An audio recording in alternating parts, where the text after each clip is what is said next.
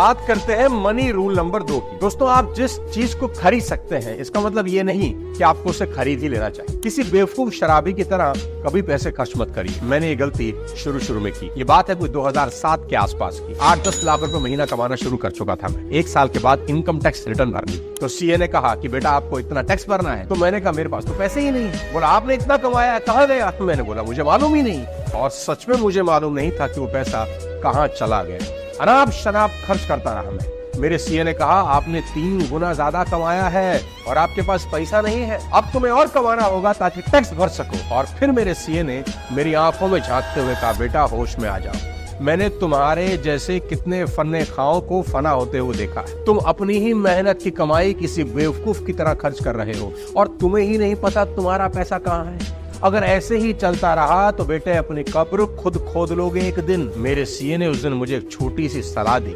उसने कहा कि एक छोटा नोटपैड जिम में रखो और अगले 30 दिन तक होने वाले एक एक खर्च को लिखो। और मैंने ऐसा ही किया। आज आपको भी यही सलाह देता हूँ। आपको नजर रखनी होगी। नजर रखो, पाई पाई जो खर्च करते हो उस पर नजर रखो।